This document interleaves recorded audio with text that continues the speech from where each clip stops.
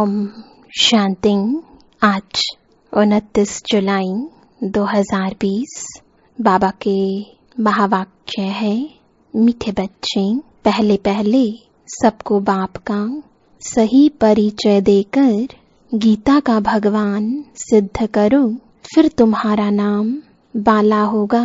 प्रश्न है, तुम बच्चों ने चारों युगों में चक्र लगाया है, उसकी रस्म भक्ति में चल रही है, वह कौन सी? उत्तर है, तुमने चारों युगों में चक्र लगाया, वह फिर सब शास्त्रों चित्रों आदि को गाड़ी में रख चारों ओर परिक्रमा लगाते हैं, फिर घर में आकर सुला देते हैं। तुम ब्राह्मण, देवता, क्षत्रिय, वैश्य, शूद्र बनते।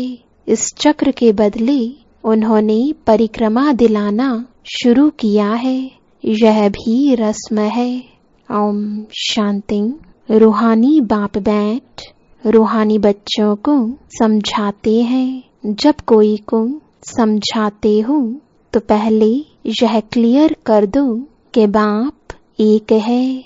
पूछना नहीं है कि बाप एक है व अनेक है, ऐसे तो फिर अनेक कह देंगे। कहना ही है बाप रचता, गॉड फादर एक है, वह सब आत्माओं का बाप है।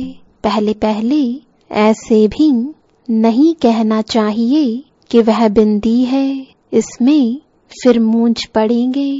पहले पहले तो यह अच्छी रीति समझाओ कि दो बाप हैं, लौकिक और पारलौकिक। लौकिक तो हर एक का होता ही है, लेकिन उनको कोई खुदा, कोई गॉड कहते हैं। है एक ही, सब एक को ही याद करते हैं। पहले पहले यह पक्का निश्चय कराओ कि फादर है स्वर्ग की रचना करने वाला, वह यहाँ आएंगे स्वर्ग का मालिक बनाने, जिसको शिव जयंती भी कहते हैं। यह भी तुम बच्चे जानते हो, स्वर्ग का रचता भारत में ही स्वर्ग रचते हैं, जिसमें देवी देवताओं का ही राज्य होता है। तो पहले पहले बाप का ही परिचय देना है। उनका नाम है शिव। गीता में भगवान वाच है ना, पहले पहले तो यह निश्चय कराए लिखा लेना चाहिए। गीता में है भगवान वाच, मैं तुमको राजयोग सिखाता हूँ, अर्थात नर से नारायण बनाता हूँ। यह कौन बना सकते हैं? जरूर समझाना पड़े भगवान कौन है, फिर यह भी समझाना होता है। सतयुग में पहले नंबर में जो लक्ष्मी नारायण है, जरूर वही 84 जन्म लेते होंगे।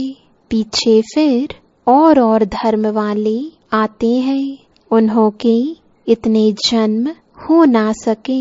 पहले आने वालों के ही 84 जन्म होते हैं। सतयुग में तो कुछ सीखते नहीं है, जरूर संगम पर ही सीखते होंगे। तो पहले पहले बाप का परिचय देना है। जैसे आत्मा देखने में नहीं आती है, समझ सकते हैं, वैसे परमात्मा को भी देख नहीं सकते, बुद्धि से समझते हैं। वह हम आत्माओं का बाप है, उनको कहा जाता है परमात्मा। वह सदैव पावन है, उनको आकर पतित दुनिया को पावन बनाना होता है। तो पहले बाप एक है, यह सिद्ध कर बताने से गीता का भगवान कृष्ण नहीं है, वह भी सिद्ध हो जाएगा। तुम बच्चों को सिद्ध कर बताना है। एक बाप को ही ट्रुथ कहा जाता है, बाकी कर्मकांड व तीर्थ आदि की बातें सब भक्ति के शास्त्रों में है। ज्ञान में तो इनका कोई वर्णन ही नहीं है, यहाँ कोई शास्त्र नहीं।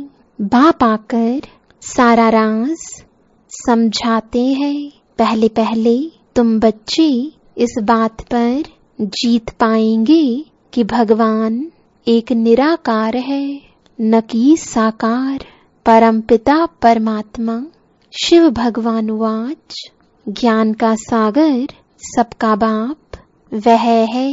श्री कृष्ण तो सबका बाप हो नहीं सकता, वह किसी को कह नहीं सकता कि देह के सब धर्म छोड़ मामेकम याद करो।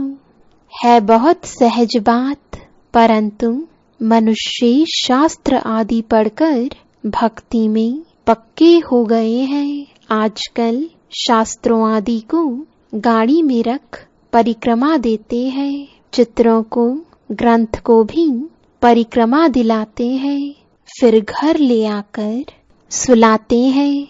अभी तुम बच्चे जानते हो हम देवता से क्षत्रिय वैश्य शूद्र बनते हैं। यह चक्र लगाते हैं, चक्र के बदले वह फिर परिक्रमा दिलाकर घर में जाए रखते हैं। उन्हों का एक मुकर्रर दिन रहता है। जब परिक्रमा दिलाते हैं तो पहले पहले यह सिद्ध कर बताना है कि श्री कृष्ण भगवानुवाच नहीं, परंतु शिव भगवानुवाच है। शिव ही पुनर्जन्म रहित है, वह आते जरूर है, परंतु उनका दिव्य जन्म है। भागीरथ पर आकर सवार होते हैं, पतितों को आकर पावन बनाते हैं। रचता और रचना की आदि मध्य अंत का राज समझाते हैं, जो नॉलेज और कोई नहीं जानते हैं। बाप को आप ही आकर अपना परिचय देना है। मुख्य बात है ही बाप के परिचय की, वही गीता का भगवान है। यह तुम सिद्ध कर बताएंगे तो तुम्हारा नाम बहुत बाला हो जाएगा। तो ऐसा पर्चा बनाकर उसमें चित्र आदि भी लगाकर फिर एरोप्लेन से गिराने चाहिए। बाप मुख्य मुख्य बातें समझाते रहते हैं। तुम्हारी मुख्य एक बात में जीत हुई तो बस तुमने जीत पाई। इसमें तुम्हारा नाम बहुत बाला हुआ है, इसमें कोई खिटपिट नहीं करेंगे। यह बड़ी क्लियर बात है। बाप कहते हैं मैं सर्वव्यापी कैसे हो सकता हूँ, मैं तो आकर बच्चों को नॉलेज सुनाता हूँ।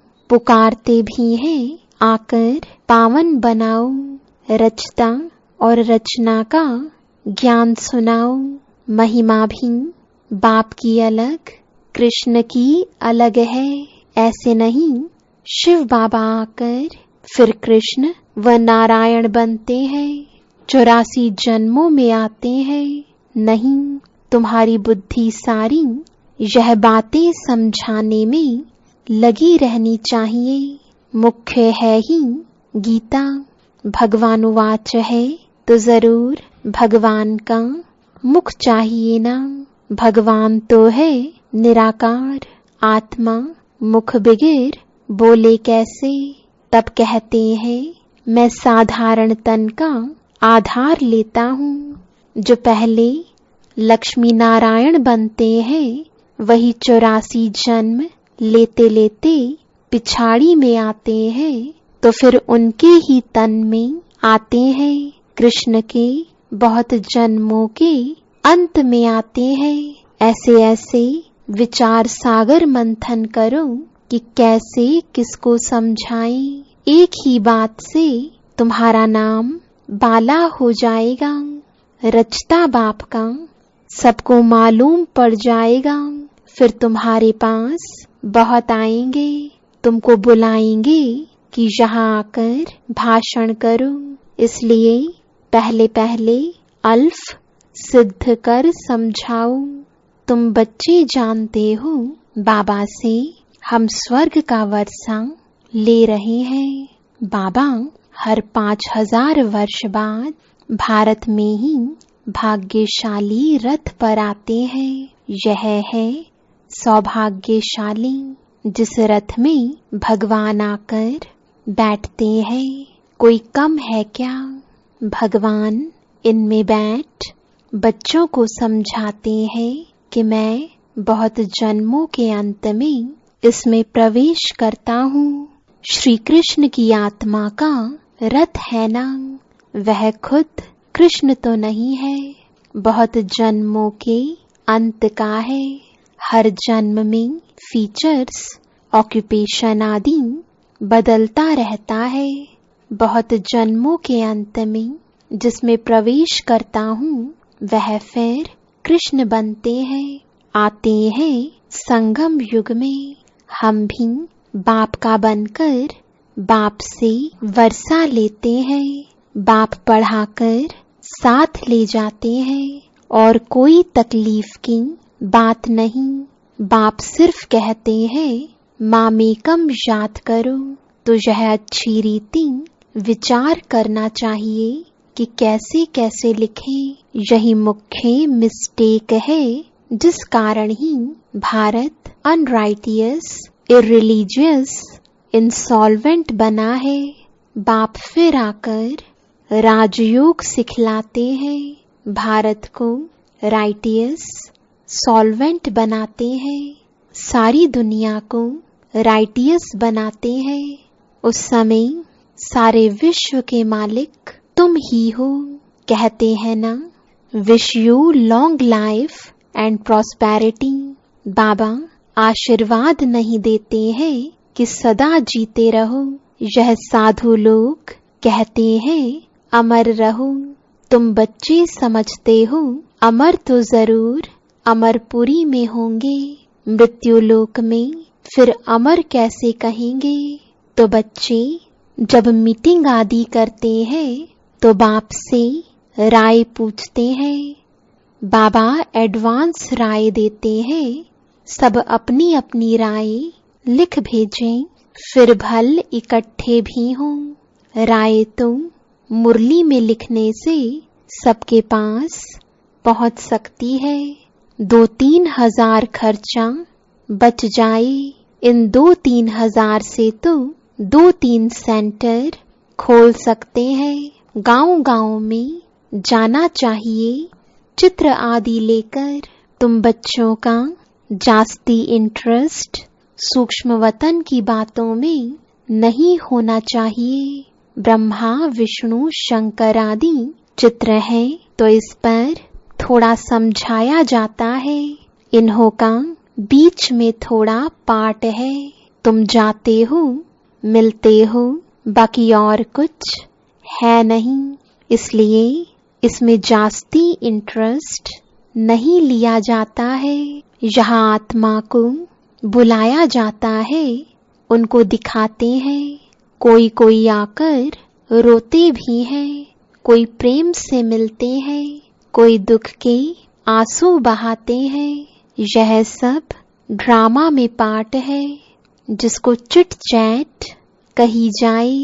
वो लोग तो ब्राह्मण में कोई की आत्मा को बुलाते हैं, फिर उनको कपड़ा आदि पहनाएंगे।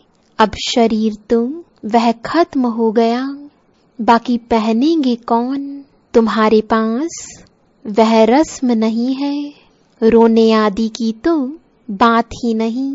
तो ऊंच ते ऊंच बनना है, वह कैसे बने?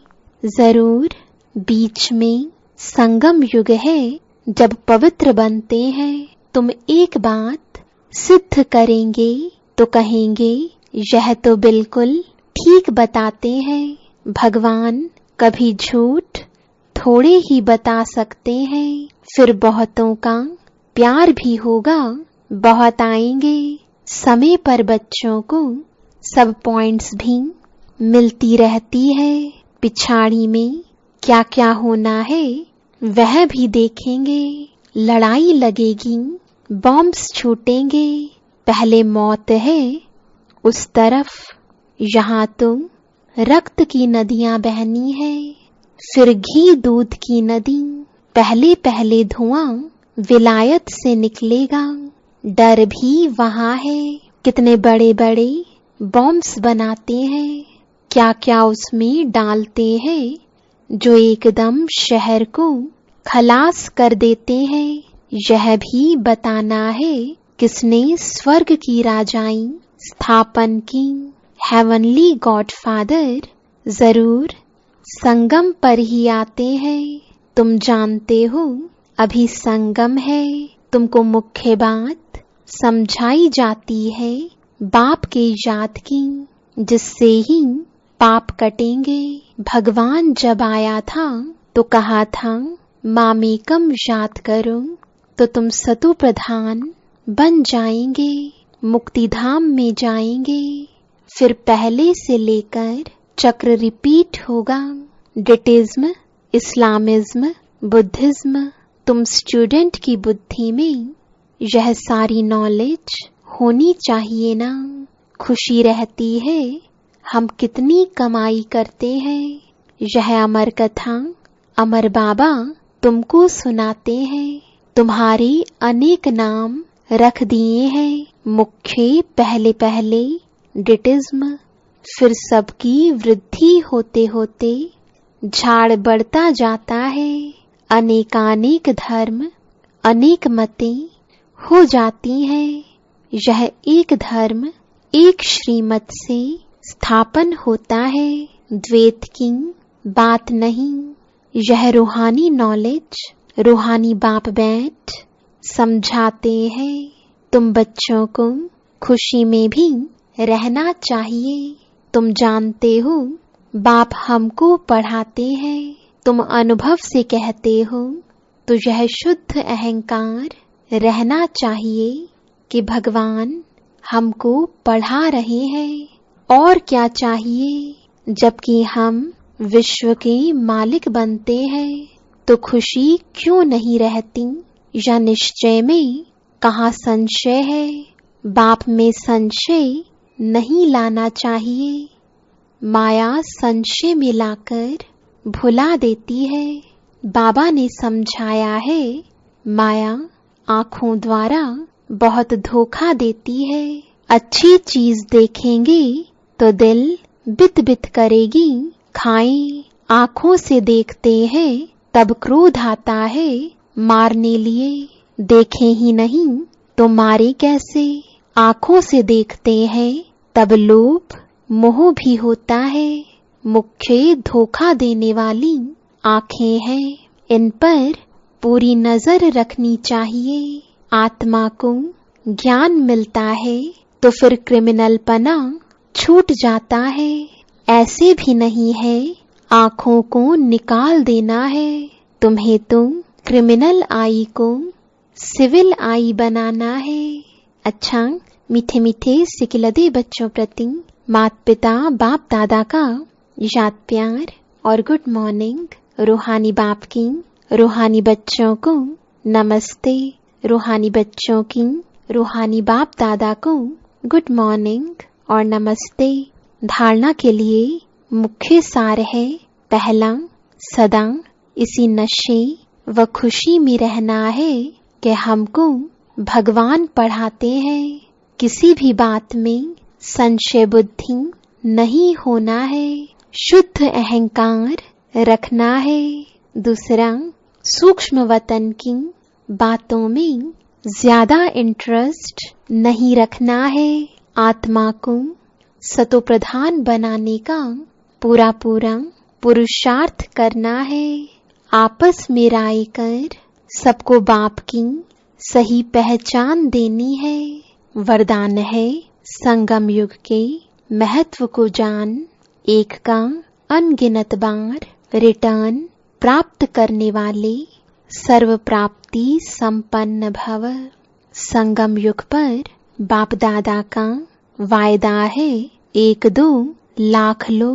जैसे सर्वश्रेष्ठ समय, सर्वश्रेष्ठ जन्म, सर्वश्रेष्ठ टाइटल इस समय के हैं, वैसे सर्व प्राप्तियों का अनुभव अभी ही होता है। अभी एक का सिर्फ लाख गुणा नहीं मिलता, लेकिन जब चाहूं, जैसे चाहूं, जो चाहूं, बाप सर्वेंट रूप में बांधे हुए हैं। एक का अनगिनत बार रिटर्न मिल जाता है, क्योंकि वर्तमान समय वरदाता ही आपका है।